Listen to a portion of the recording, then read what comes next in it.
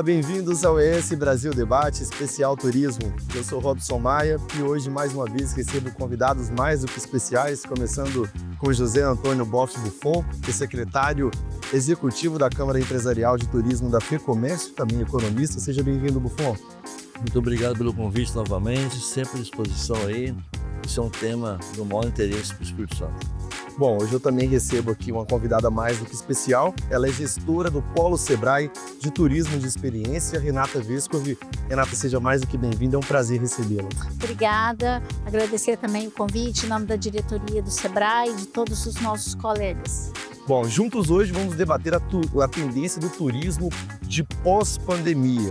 Como ficou o turismo após a pandemia do coronavírus?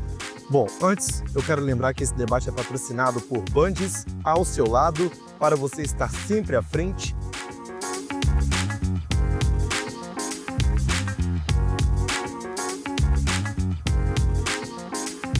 Sebrae, Espírito Santo, pessoas transformam negócios, negócios transformam realidades.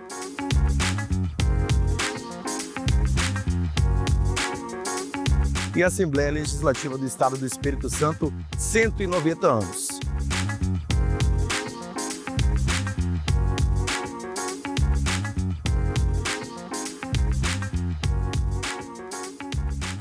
Recentemente completamos 5 anos da pandemia do coronavírus, em que o mundo enfrentou uma pandemia.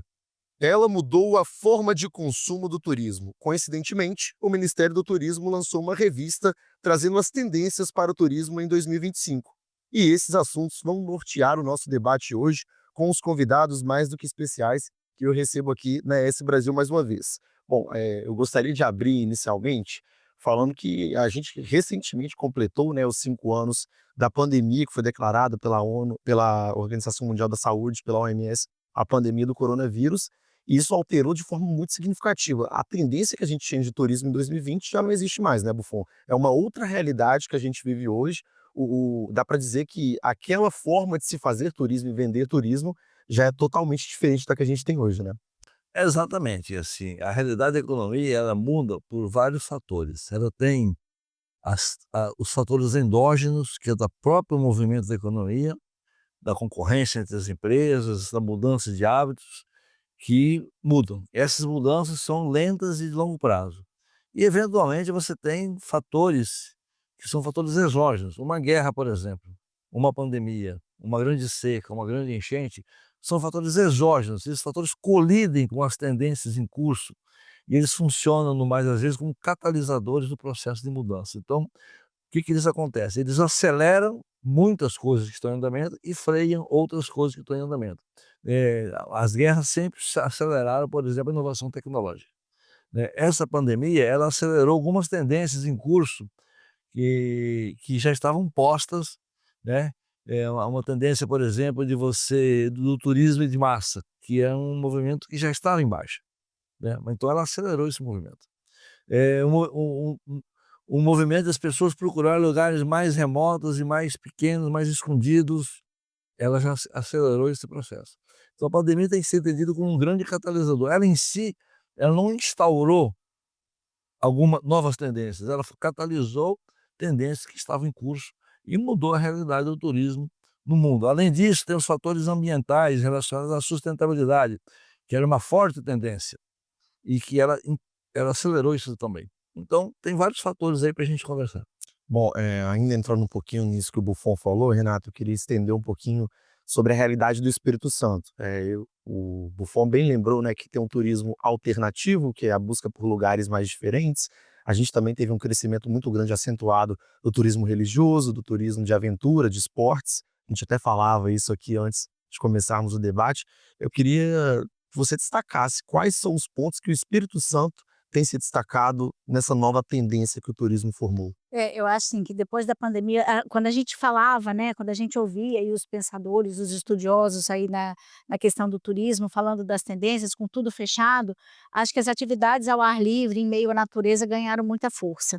E isso para o Espírito Santo é muito bom, né? Eu acho que a gente tem aí bons elementos, bons diferenciais competitivos, né, a gente tem o Parque do Caparaó, a gente tem um litoral vasto, né, e isso favoreceu muito, né, o Espírito Santo, né, que se colocou como um diferencial competitivo aqui para o turismo do estado. Fora isso, assim, o próprio comportamento do consumidor, toda aquela questão da pandemia também mudou o hábito de consumo, né, o consumidor ele começou o turista, né, o consumidor ele começou a valorizar mais o ser do que o ter, né, e isso assim trouxe um comportamento de se envolver mais com as comunidades, do turismo de família, de grupos pequenos, de você estar próximo aos seus, né, então assim, isso também favoreceu muito o Espírito Santo, porque a gente tem várias colônias, várias cidades, né, que tem forte essa questão da cultura, de volta às origens. Nós somos um estado, né, em sua grande maioria né, as nossas raízes são de imigrantes italianos. Então esse contato com a comunidade, essas experiências que hoje ganham tão força, né, esse envolvimento de um com o outro, de contato com a comunidade, de pertencer àquele local, eu acho que são pontos que são muito favoráveis para o Espírito Santo, sim. Bom, e aí eu queria entrar no gancho que se a gente tem essa mudança na reconfiguração do turismo, também teve uma mudança significativa na forma de vender e consumir, né, esse turismo. O Buffon, eu queria que você destacasse quais são as principais transformações nesse processo, porque antes você falava muito bem, né, tinha uma tendência de vender aquele tipo de turismo, aquele tipo de destino, e hoje a gente tem uma completamente diferente. Como que isso altera também a percepção para vender esse turismo? Ficou muito mais complexo vender agora, promover e vender agora, porque você tem uma multiplicidade de fatores e opções para colocar na mesa. Ao mesmo tempo, as redes sociais, a tecnologia dá os elementos para isso, né, dá os elementos para isso. Hoje em dia, por exemplo, tem uma coisa que as pessoas não valorizam tanto mais, ir a um tal lugar para ir lá naquele tal lugar. Ele quer ir e ele quer estar lá como se ele fosse de lá. Por quê? Porque a vida urbana, a vida nos escritórios, é uma vida muito artificial, é uma vida muito antinatural. A pessoa fica alienada do mundo e da natureza. Então, em algum momento, ele precisa se desligar completamente disso aí. Então, ele quer o quê? Ele quer simplicidade, quer segurança, quer conforto, mas ele quer mais simplicidade do que sofisticação. Quer qualidade, mas quer simplicidade e sofisticação. Então, e como é que eu comunico isso daí? A gente tem que falar do Espírito Santo, sim. O Espírito Santo é um estado próspero, seguro, finanças em dia, é um estado que cresce bastante, que tem bons indicadores sociais, ok. Mas isso não atrai turista.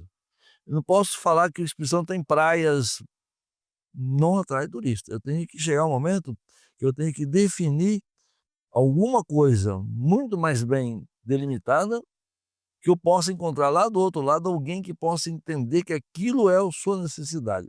Eu falo, se você tem um jardim que tem muitas flores, eu tenho que essas flores elas têm que estar preparadas para trazer determinadas abelhas, né. Então elas têm que soltar o perfume para que as abelhas identifiquem que elas estão aqui. Então, ao mesmo tempo que você tem que falar do Espírito Santo, o Espírito Santo é um caso de sucesso no Brasil hoje, é um estado que tem dado certo, e muita gente hoje no Brasil para ouvir um capixaba, o que que vocês fizeram lá? Por que que deu certo? E não somos só na Paraíba está dando certo, Alagoas está dando certo, tem vários estados no Brasil que estão dando certo. Mas quando eu falo transforma-se em turismo, eu tenho que dizer para certos públicos que eu tenho certos tipos de atrativos aqui. Então isso aí requer uma sofisticação na comunicação, mecanismos ágeis, mecanismos muito focados para isso. E ele precisa ter um plano de marketing como um todo, mas que ele compreenda e delimite o que é portador de futuro, o que eu vou investir, né. Hoje você vende uma praia, não vende o litoral, você vende aquela praia que tem 3 quilômetros de comprimento, você tem que chegar nesse ponto. O Renato, você também observa dessa forma, a forma de vender, a forma de divulgar esse destino com essa nova tendência do turismo? Mercado eu acho que é sempre um desafio, né, pelo menos, né, lá no Sebrae a gente sempre está com o olhar muito voltado para o mercado, até porque é o mercado que vai dar a condição dos pequenos negócios eles, prosperarem, né. E no turismo é muito desafiador, porque na verdade o turismo ele compete com várias outras coisas, né, a gente tem uma economia que muitas vezes as pessoas têm que fazer escolhas, só que para nossa surpresa e para o lado bom do turismo é que quando a gente sempre, durante muito tempo, todas as pesquisas que falam de desejos, né, das pessoas, viajar sempre esteve em um dos primeiros lugares, né, viajar, ter casa própria, aquela coisa. Então, eu acho que existe um desejo muito grande das pessoas por viajarem, né, as pessoas elas estão dispostas a se programarem financeiramente para poder fazer essa viagem, seja viagem solo, seja viagem em família. Mas eu acho que o grande desafio é a gente chegar de forma bastante efetiva nesse consumidor e nesse turista.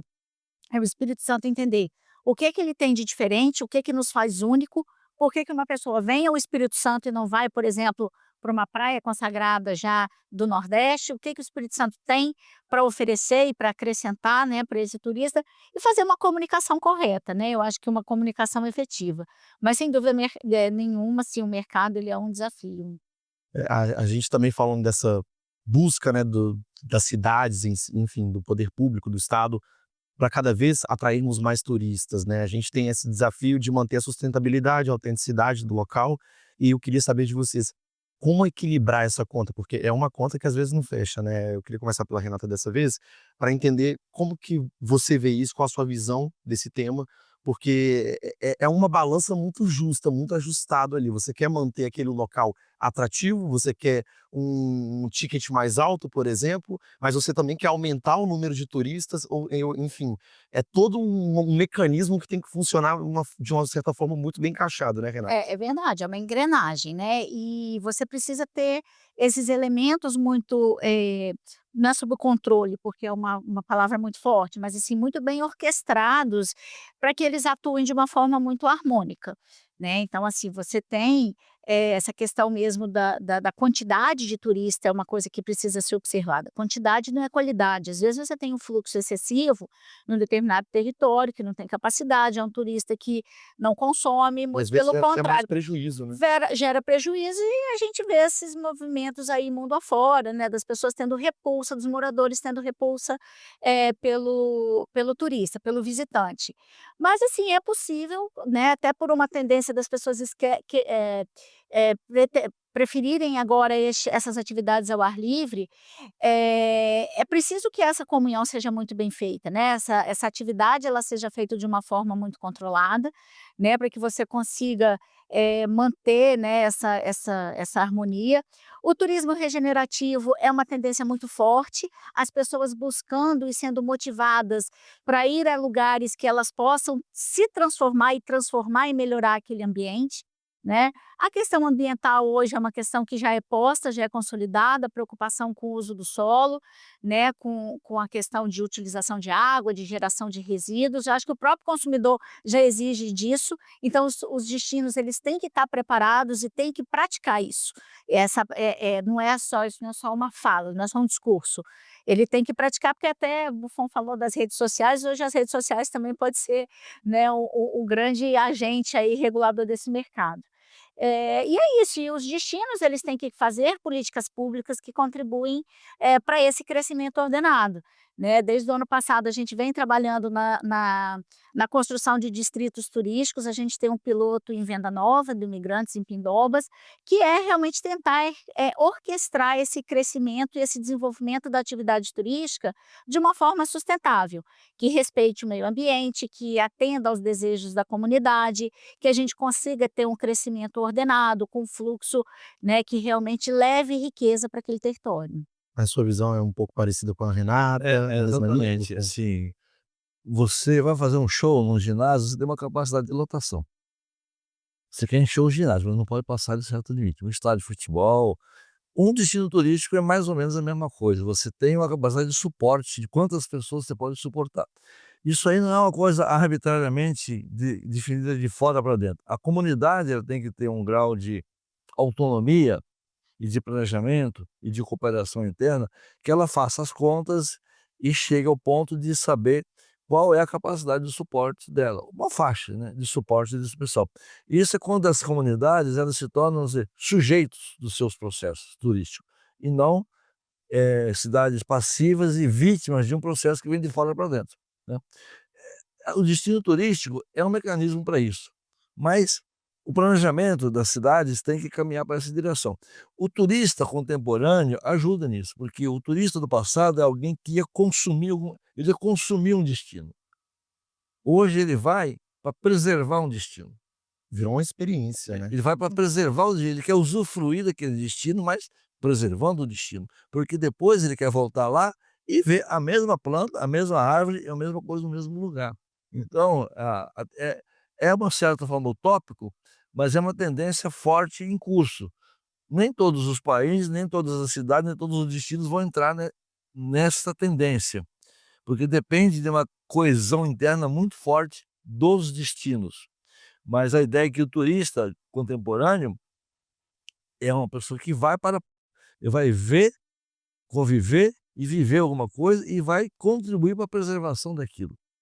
E a renda que ele deixa na cidade é um fator de conservação daquilo lá, né. E do outro lado, as cidades, as regiões, as praias, os destinos precisam ter um planejamento para entender qual é o perfil de turista e qual é a capacidade de suporte desse movimento.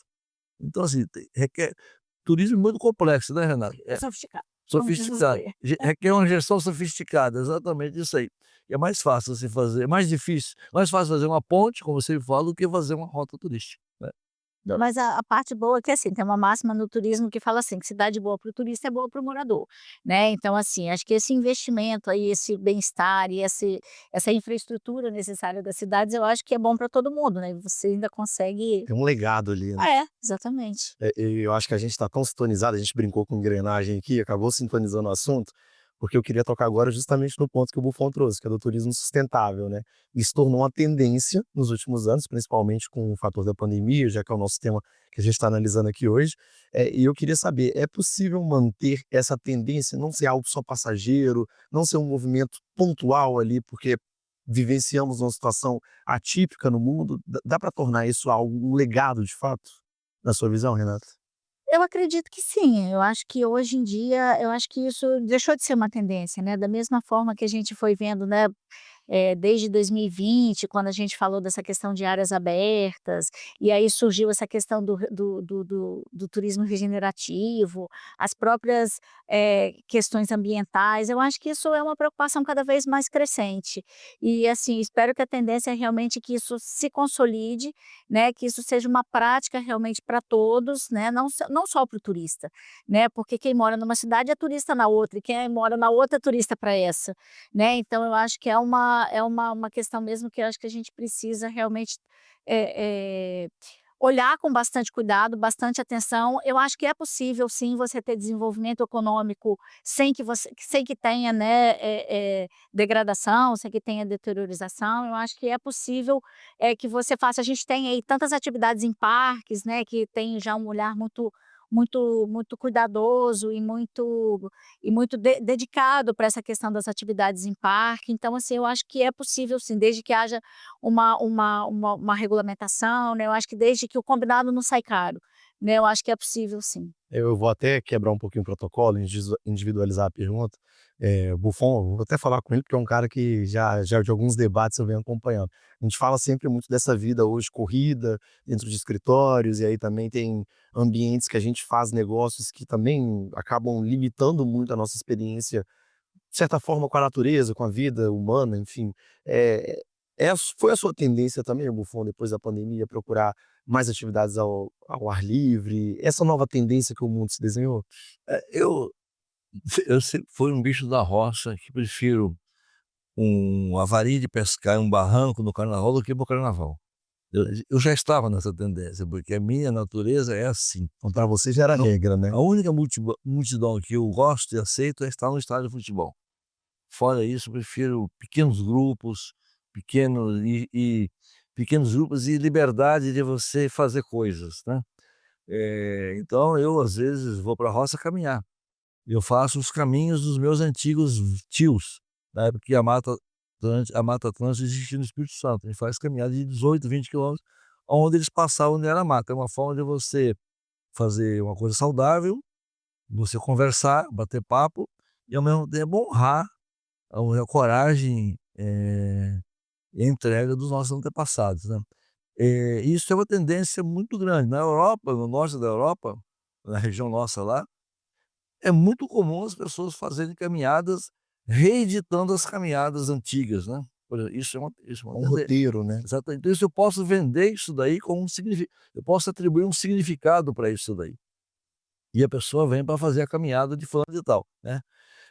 As cidades, voltando um pouco à conversa da Renata aqui, o que que acontece? Uma cidade, como é que ela se torna turística? Você tem uma cidade pequena, média ou grande, que ela não tem, ela só o comércio, os serviços, ele está intrinsecamente relacionado às demandas dos residentes. Em algum momento, alguém faz alguma coisa, um acaso, que você passa a fazer para fora, começa a atrair pessoas.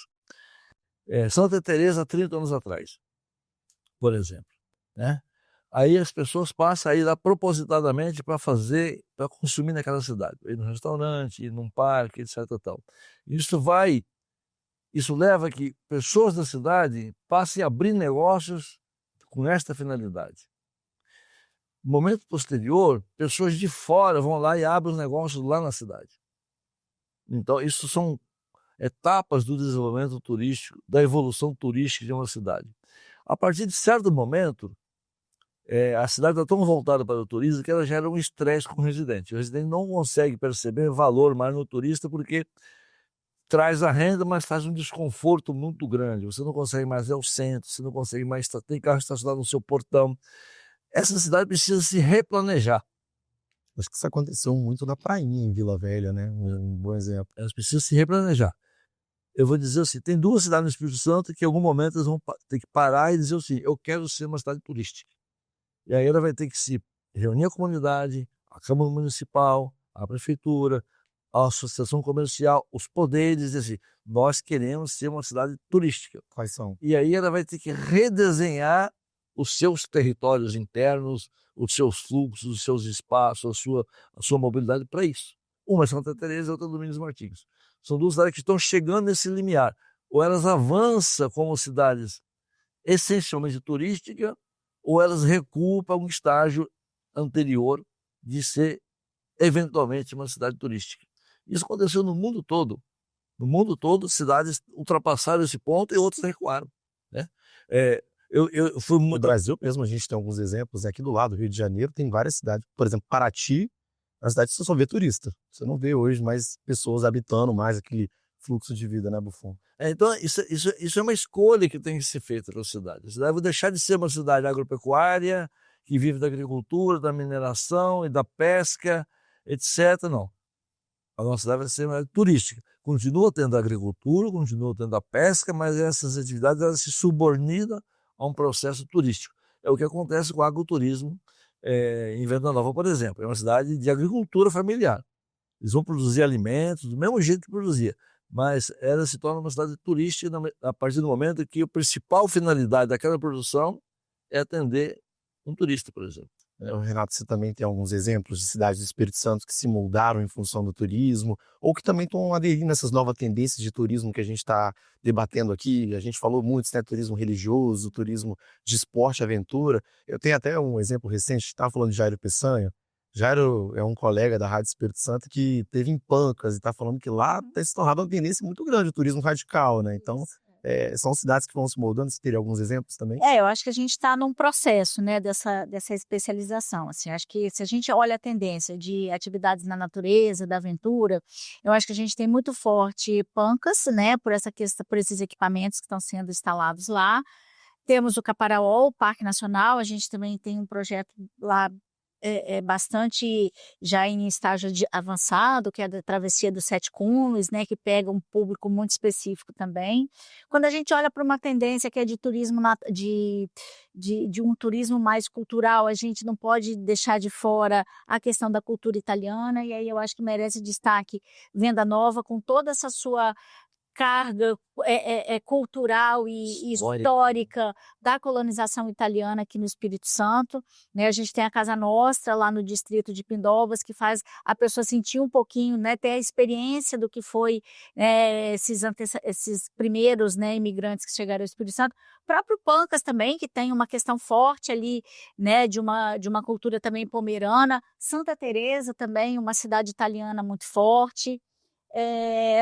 Sem contar na parte de litoral, né, que a gente tem cidades, né, que são muito fortes. Aqui dentro de Vitória a gente tem observação de baleia, que é um diferencial também, né? Tem Bahia, tem Santa Catarina e a gente também tem aqui.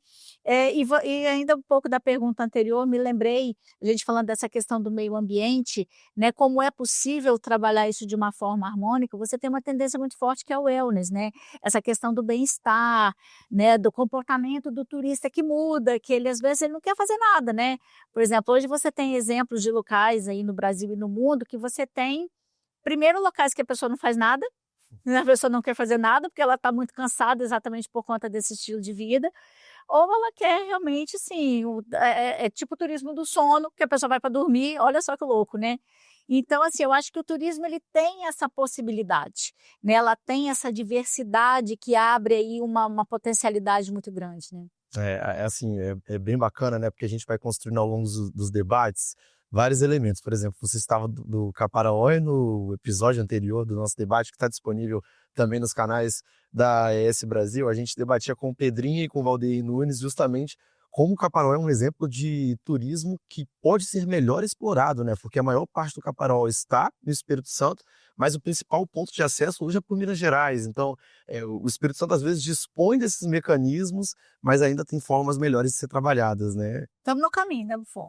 Estamos no caminho. Estamos no caminho certo e andando rápido. E o importante é a gente ter esse tipo de debate para o pessoal de casa, várias pessoas que ainda estão aprendendo sobre o tema turismo, porque se para quem é especialista o tema é complexo, imagina para quem está começando a entender, né?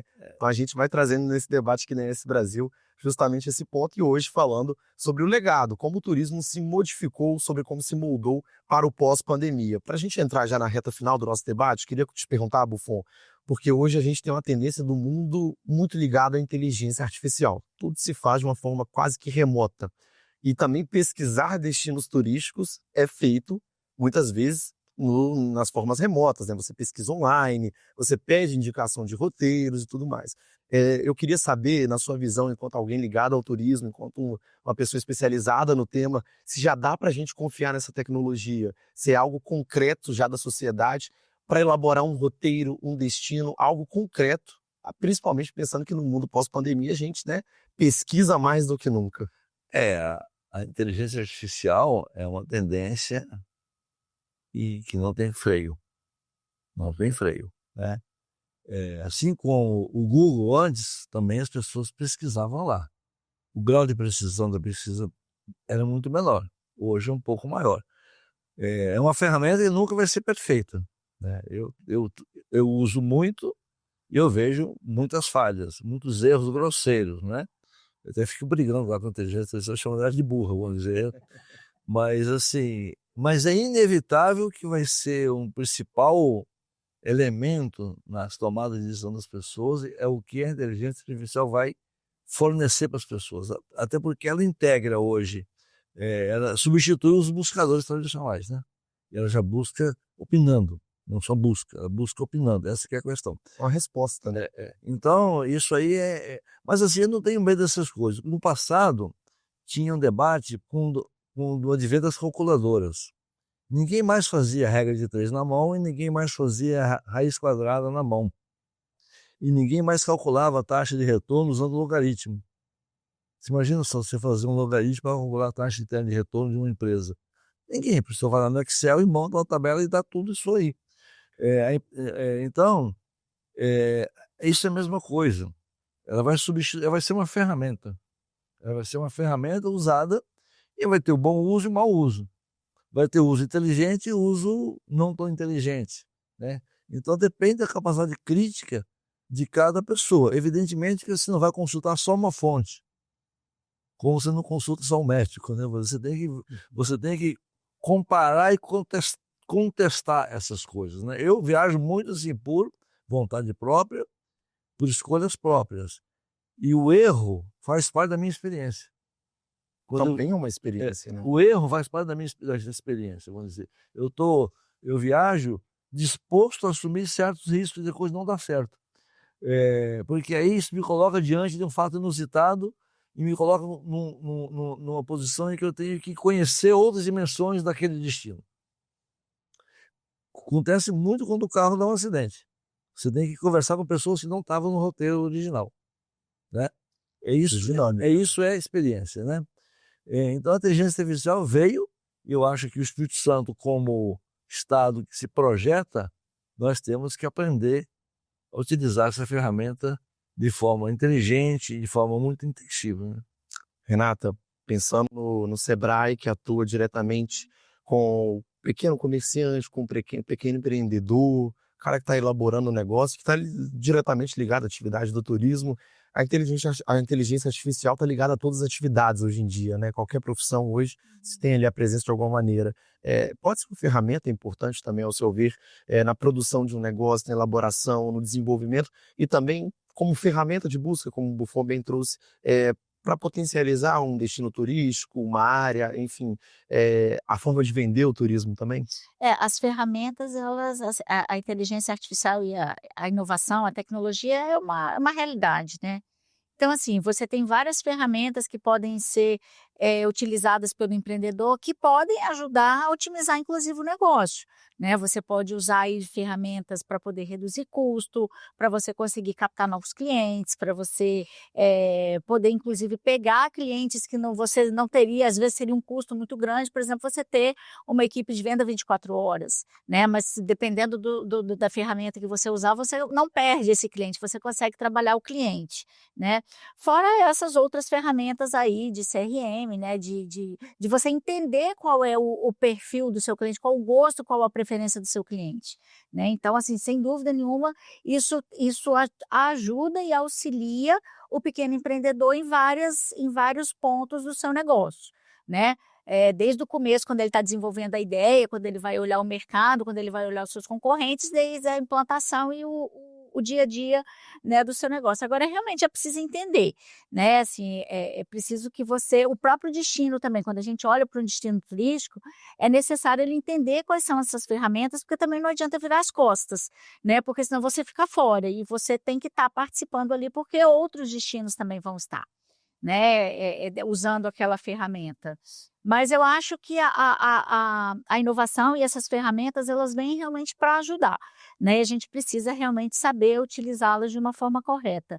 Porque o cliente também, o turista, ele não quer mais essa massificação, ele até utiliza as ferramentas, o meio digital, mas ele, quando vai buscar uma atividade, quando ele vai buscar algum destino, ele quer alguma coisa que é genuína, alguma coisa que seja para ele, né? Então, assim, eu acho, né, ChatGPT, enfim, as ferramentas podem até te dar o roteiro, mas eu acho que a pessoa, você vai sempre colocar a sua personalidade ali, você vai personificar de alguma forma esse roteiro. Eu acho engraçado, porque essa foi uma conversa do nosso primeiro debate. A gente discutia sobre destinos turísticos, até mesmo na América do Sul, a gente falava sobre Santiago, no Chile, e aí eu falava com o Buffon que o meu roteiro foi de tal maneira, e o Buffon não. O meu foi completamente diferente. Apesar de que a gente buscou o mesmo destino, às vezes buscou algumas experiências similares, a forma como se desenha, né, vai sendo totalmente diferente.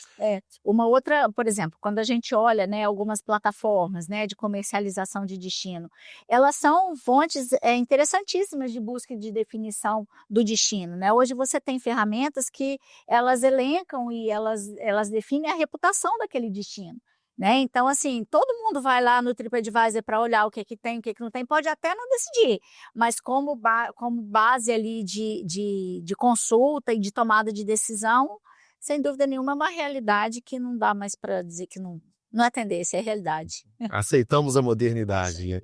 Bom, gente, o nosso debate vai se encerrando por aqui, e antes de eu ouvir as palavras finais dos nossos convidados, eu gostaria de lembrar que esse debate é um oferecimento de Bandes, ao seu lado para você estar sempre à frente. O Espírito Santo é uma terra de oportunidades, um dos estados mais competitivos para a abertura de negócios e a atração de investimentos. E o Bandes é o parceiro estratégico para empresas que atuam no mercado capixaba. Somos um agente transformador da realidade local, com soluções para dar competitividade aos setores produtivos. Apoiamos os ecossistemas de inovação, a implantação de tecnologia e de infraestrutura. Financiamos a modernização industrial, o setor turístico e as empresas de comércio e de serviços. Também trabalhamos na estruturação de parcerias público-privadas e com programas de fomento. sempre alinhados às causas de sustentabilidade, buscando preservar os recursos naturais. Bandes, investindo na transformação sustentável do Espírito Santo.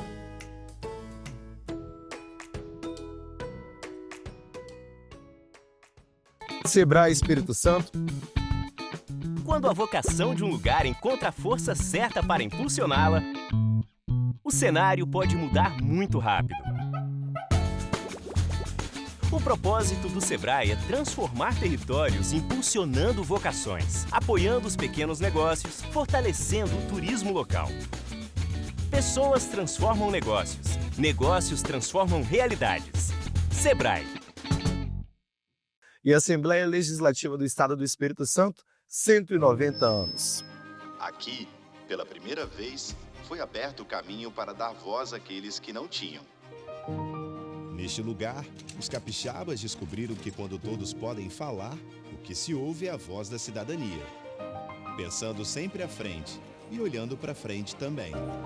Cada marco da história, dos direitos e das conquistas do Espírito Santo Nasceu aqui, na Assembleia Legislativa. são 190 anos de desafios e conquistas, construindo junto com os capixabas os avanços da educação, do desenvolvimento econômico e social do nosso estado. Abrindo as portas para todos, representando a sociedade com diversidade, transparência e modernidade.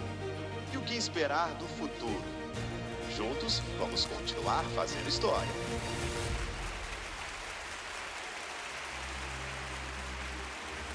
Assembleia Legislativa do Espírito Santo.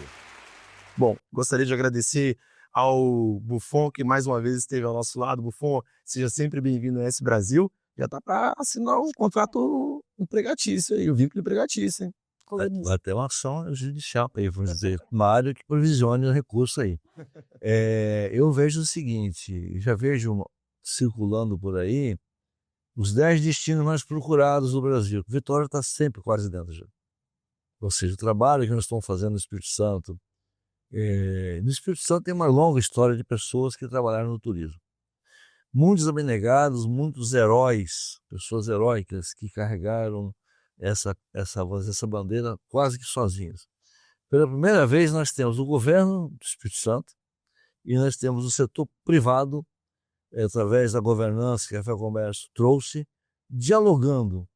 E no meio disso aí tem o Sebrae. O Sebrae nunca foi tão importante para o turismo do Espírito Santo como está sendo agora. E o Sebrae, quando põe a mão em alguma coisa, vai. A área de inovação do Espírito Santo hoje é realidade. Começou com os programinhas de startup do Sebrae lá na metade da década de 10. Né? E hoje nós somos uma potência no Brasil. Então eu tenho certeza que nós estamos no rumo certo, caminhando rápido e acelerando. O Espírito Santo tem todos os elementos. Nós temos fragilidades, temos lacunas, como todos os lugares. Esse mito de que o capixaba tem de mal não existe. Eu já viajei muitos cantos do mundo, do Brasil, não tem isso. Então, o que nós temos é que vender melhor o Espírito Santo e, quando o turista vier, atendê-lo adequadamente. Nem diferente, nem muito. Atender normalmente e adequadamente. Porque o turista quer viver uma experiência. Eu tenho que oferecer segurança e conforto e tranquilidade, não necessariamente luxo. Não necessariamente luxo. Esse turista novo não quer luxo. Quem vai a Dubai quer luxo, mas o turista que vem ao Espírito Santo não quer luxo. Ele quer conforto e tranquilidade. Ou para dormir, ou para caminhar, ou para andar na natureza, ou tomar um banho de praia, ou comer uma boa comida, ou visitar uma cultura italiana. É isso que ele quer. Então nós temos que divulgar, promover, melhorar a governança dos territórios, e atender. Eu vou pegar a sua frase, tá? Desculpa, eu vou usar a sua frase. Já treinamos demais, tá na hora de botar o time em campo, né? Na hora de finalmente jogar. É isso mesmo. Renata, muito obrigado pela sua participação, seja bem-vinda, parabéns pelo trabalho no Sebrae. Obrigada, a gente agradece a oportunidade de falar de turismo, sempre muito bom, muito gostoso. O turismo é um segmento muito bom de trabalhar e muito diverso, né? Acho que a gente vive no estado um momento ímpar do turismo, né? Fruto aí de um trabalho que foi feito no passado, mas eu acho que essa convergência aí de atores e de instituições e de elementos e de vocações tem sido bem, tem feito desse um momento único para o turismo no Espírito Santo.